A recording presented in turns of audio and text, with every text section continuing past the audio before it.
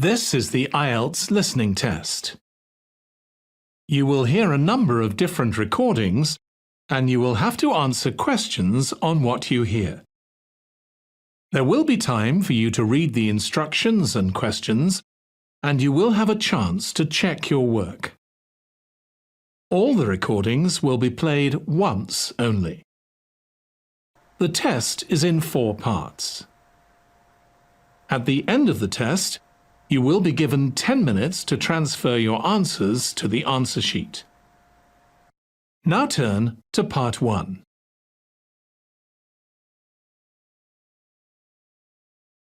Part 1. You will hear Ms. Penny Jones being interviewed for a job by Mr. White. Look at questions 1 to 5 on the form now.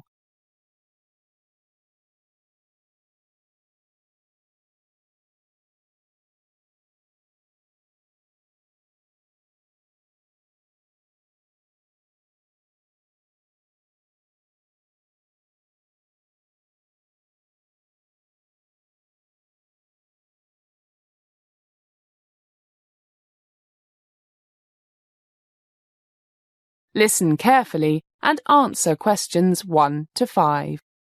Good morning, Miss Jones. I'm David White, our personnel manager. Good morning.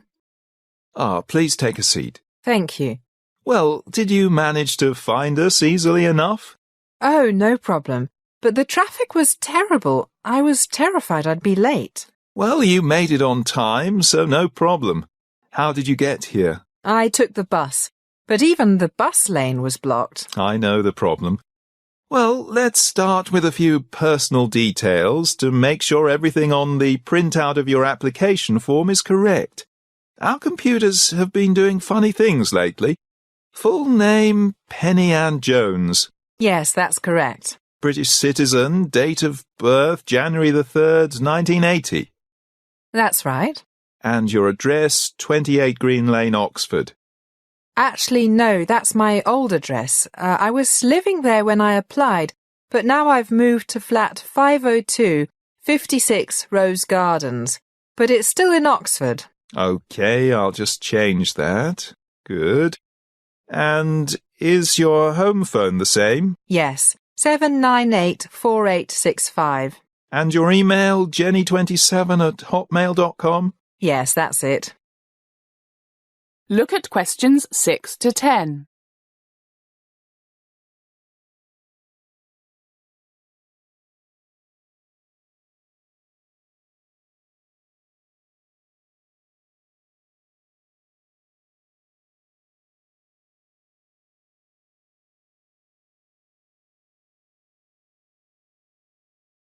Now listen to more of the conversation between Ms. Penny Jones and Mr. White, and answer questions 6 to 10. And you have a first-class honours degree in public health management from Keele University. Yes. What made you choose this major, Miss Jones? Well, both my parents are doctors, and I got my interest in health and things from them. But I wasn't sure that I wanted to be a doctor myself. At the same time, I wanted to be involved in the health field, and I thought public health management would be ideal.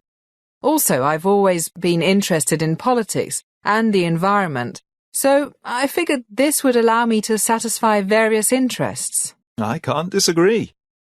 Us workers in the county public health department are often faced with a health threat from pollution or unsafe working conditions.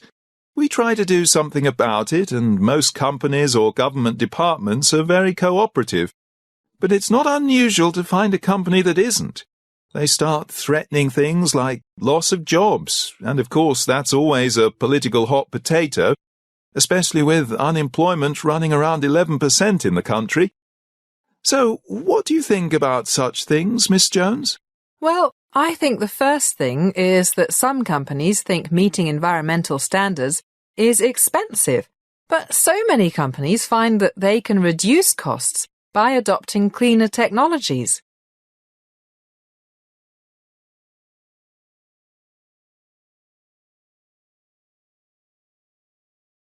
That is the end of part 1. You now have 1 minute to check your answers to part 1.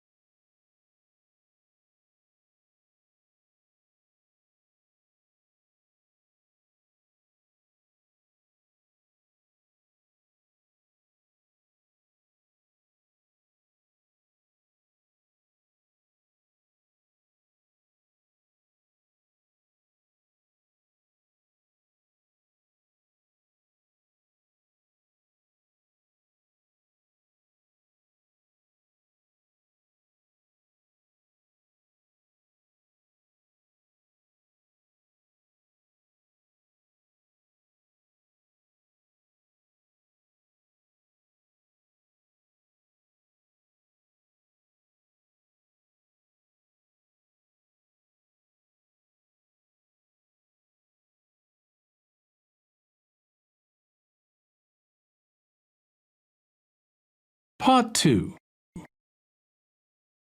You are going to hear an introduction to a kindergarten. First, look at questions 11 to 16.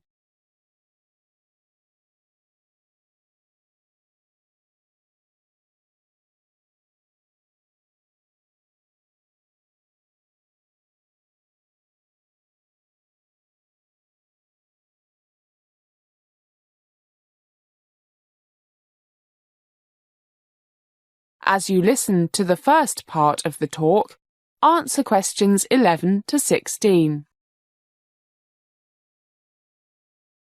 Good afternoon, everybody. First, it is my pleasure to welcome you all to the Sunny Skies Nursery School. My name is Doris Matthews, and I'm the headmistress.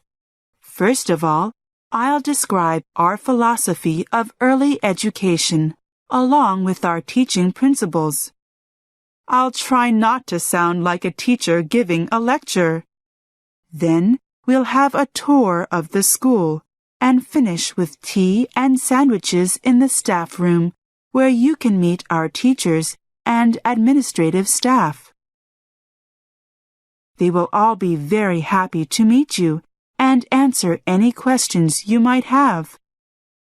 First, as you know, we base our teaching, or should I say learning, because we try to help our children discover and learn for themselves, rather than simply try to teach them facts.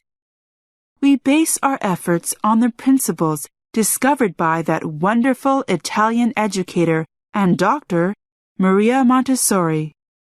This means we believe learning best takes place in an atmosphere in which the children interact a lot and learn from each other. This encourages them to be lifelong learners and problem solvers. For decades, many studies have shown that children, and even us adults, learn through the senses. Our children learn by manipulating materials, toys, sand, blocks, almost anything, and interacting with others. They have fun as they learn, and these experiences help them to form, on their own, with of course a little bit of help from the teacher, abstract ideas. We try to cultivate the whole person, believing that the spiritual, emotional, physical, cognitive, and social interests and needs are all equally important and interdependent. We also do our best to foster respect for each other and the environment. We find that our school garden, where they learn the magic of life, the need to recycle organic resources. How sad that so many people around the world think their kitchen waste is just that, waste. And maintain healthy soil for growing our food. But you'll see for yourselves.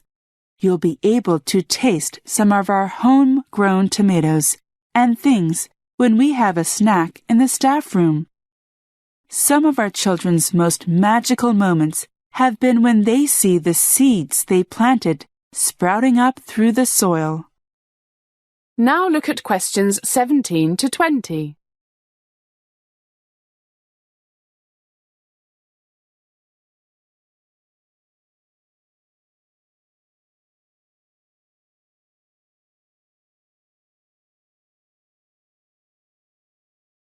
As the talk continues, answer questions 17 to 20.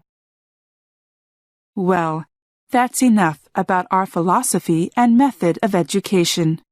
I'm sure we'll enjoy chatting about it some more when we meet the staff. Now I'd like to show you around. It's a lovely day, so we'll start with the vegetable garden. I'm sure you've all guessed that we are very proud of our garden. You can see it outside the balcony. It's on the south side of the school, so it gets lots of sun. On the left, the east side, you can see the classroom block. Actually, we don't see them as classrooms in the normal sense. They are more like activity and play centers. And on the opposite side, we have the dining hall and the kitchen. Behind us, across the courtyard, we have the offices and the staff room. So, out we go. So, here we are in our garden. We grow all the vegetables we need for the children's and the staff's lunches for the whole year. The greenhouse you see over there is a great help in the winter and spring. I can't begin to tell you how much the children love their garden. And they learn so much. Not just how to grow things, but also arithmetic, weights, and measures. They love seeing how heavy the biggest tomato or potato or whatever it is. They also love getting dirty, but doctors tell us that's good for the healthy development of strong immune systems. Have you read those reports about how kids who never come into contact with a bit of dirt or with animals are much more likely to suffer from asthma?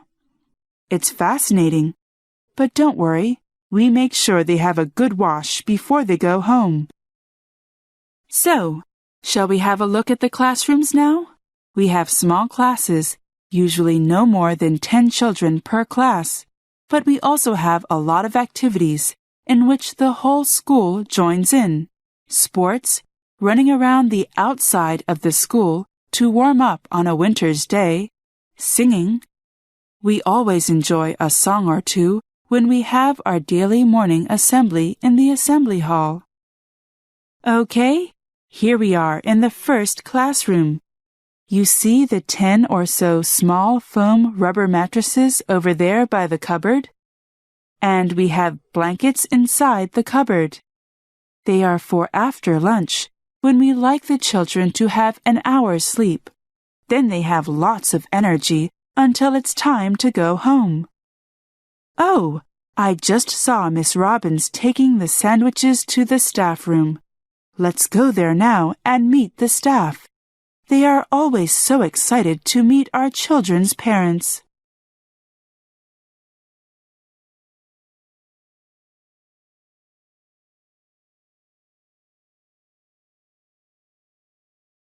That is the end of part 2. You now have 30 seconds to check your answers to part 2.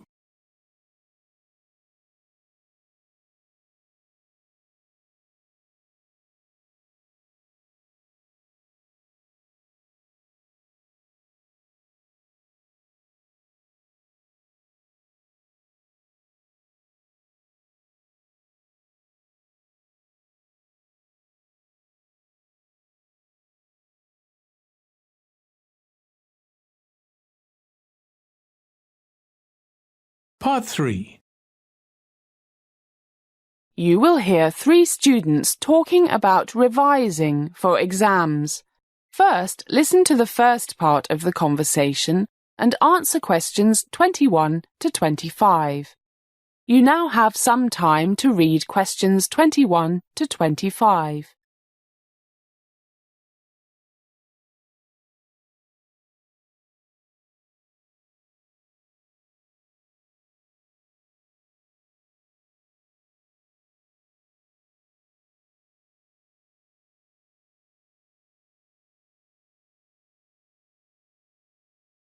Hi, Bob. Hi, Harry. Where's Jill? I really need her. She's the brainy one. Me too, but she's always late. I think that's her. I'd recognize her footsteps anywhere. Good morning, boys. Sorry I'm a bit late. I was photocopying some things that you might find useful for reviewing for the exams. I know you missed those lectures. Been waiting long? The traffic is so heavy. Nah, just got here. Good. Okay, but I'm really busy, so why don't we start? I know you wanted these photocopies, but what else? This is a bit embarrassing, Jill, but Bob and I are really worried about these exams. I haven't prepared for them, and we only have 2 weeks. My parents will kill me if I don't pass. Same here. The thing is, you always do so well in exams, and, Well, we know you know a lot about studying and things, so we thought you might be able to give us a few tips. A few tips? If you both spent more time with your books and went to classes, you wouldn't need any tips. You think the bar is more important. yeah, well, but we'd be really grateful if you know. We really need your help, Jill. Okay. I know you two guys. The first thing you have to do is organize your time. You're both so disorganized, and you don't have your priorities right. Having fun is always more important. I know. But I'm really going to do what you tell us, Jill. Got no choice. Me too. I can only make a few suggestions. Really simple ones. Basic stuff. Obvious. But it's obvious you two don't have a clue. Ready for Mummy's talk? I guess so. Yeah. As the conversation continues, please answer questions 26 to 30. You now have some time to read questions 26 to 30.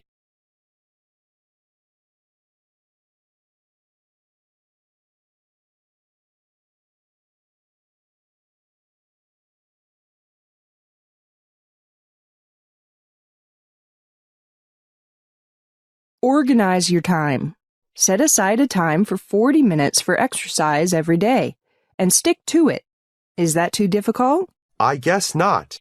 And no going partying or to the pub every night, okay? This is sounding difficult. Okay, fail your exams, then tell your mom and dad. No, we're listening, Jill. Right. No parties or drinking for 3 weeks. Agree? Yeah, guess so. What else? As soon as I've gone, write down a timetable. Eating time, exercise time, sleeping time. We've only got 1 or 2 classes left before the exams, so most of the rest of the time you can spend reviewing, but you have to stick to it. We will, but then what? Don't try to learn or review everything in one go. And take a 5-minute break every hour. Get up and walk around. You should know all this. I suppose I do, but I never actually did it. Same here. And one last thing. For 5 or 10 minutes every hour, are you going to review together? Guess so. For the last few minutes, tell each other what you've learned in the past 40 minutes. That really helps it stick in your memory.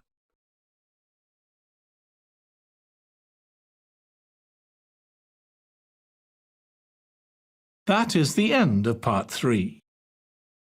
You now have 30 seconds to check your answers to part 3.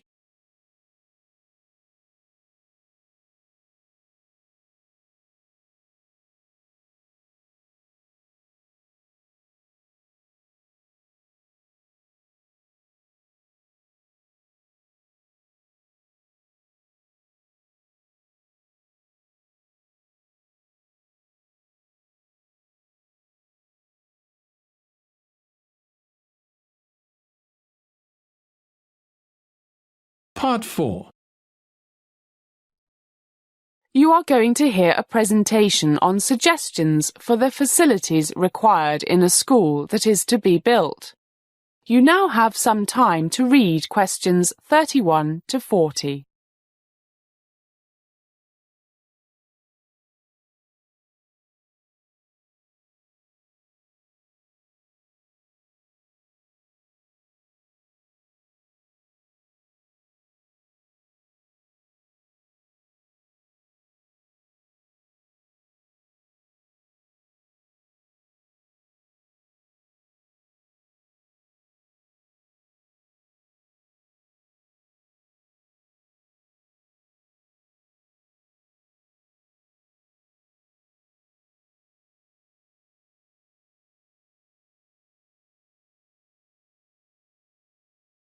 Good afternoon.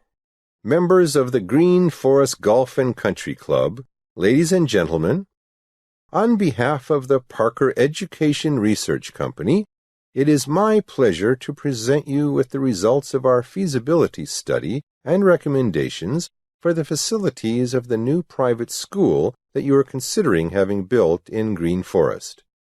First, the green light, our feasibility study. It shows that building the school makes economic sense. It would be a good investment. May I briefly explain how we came to this conclusion, how we conducted our study? There are just over 7,500 households in Green Forest and a population of 31,000. If you look at the graph on the screen, you will see that the average annual income of these households last year was £83,000 a year, which is far above the national average of £41,000. We did a random survey of 10% of the 3,200 families with a household income of over $50,000 and found that they had an average of 0.33 children between the ages of 8 and 12. The age of local children who would be most likely to attend the school, which, if the project is approved, will open in 2 years' time. So this means there are about 1,000 children in Green Forest who will be of the right age, and with parents who could probably afford it, to attend the proposed new private school. After explaining the concept, we found that just over 1/3 of these parents are very enthusiastic about sending their children to the type of school that you have in mind. The rest were not sure or completely satisfied with the state schools. We did not do a survey in the 2 nearby towns, but seeing that they also have a high percentage of quite wealthy people, roughly the same demographics, and have no nearby top-class schools to which to send their children, we are confident that at least 50, probably near 100 pupils could be attracted from these towns as students when the school opens.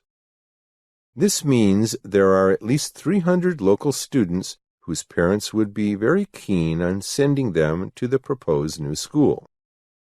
This would be enough to make the school break even in the second year. As new classrooms and other facilities were added in the second and third years, especially 2 residences, one for male and one for female students from elsewhere in the country and overseas, then the economic prospects look even better. I mentioned facilities, and I know you have been discussing this a lot among yourselves. Our survey shows that there are several essential facilities that almost all the people we questioned would require before sending their children here. I will not list them in any order of importance. They are all seen to be very important. The first is a good language lab. Very few of the parents we spoke to are fluent in a foreign language and do not want their children to be the same.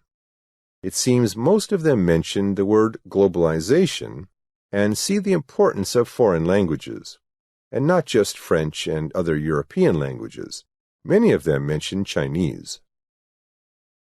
Another essential is good sports facilities, including an Olympic-size indoor swimming pool and a well-equipped gym. A lot of the parents were overweight. I guess they don't want their kids to get in the same way. 2 multiple-use pitches, one for rugby and soccer, the other for field hockey and athletics, would be required. Fortunately, the land for these would not be a problem, as the governors and members of this golf and country club have agreed that the golf practice range is far bigger than needed, and part of it could be used for these outdoor sports. In addition, the location is ideal, right next to the proposed site of the school itself. Another, and very obvious requirement, is that the school have a state-of-the-art computer study center. It would not have to be big enough to accommodate more than, say, 10% of the students at any one time, because virtually all of them have their own computers at home. but no computer games unless they are educational was a frequent response to the computer studies question. I know that several of you work for large computer companies, so maybe you could use your influence to keep costs down and quality high. A cafeteria? Interestingly enough, one thing some people mentioned, perhaps it's a bit early to worry about this, was that they would not want their children to have access to fast food. Other things, all of which are seen as essential, and that we have included in the budget, are a good-sized main hall, with a large stage for school drama productions, etc., and good facilities for music, pianos, everything for a school orchestra, all the things many of the parents didn't have when they were young.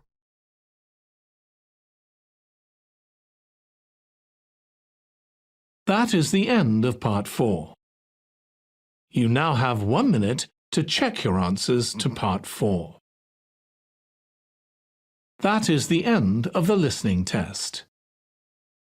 In the Ielts test, you would now have 10 minutes to transfer your answers to the answer sheet.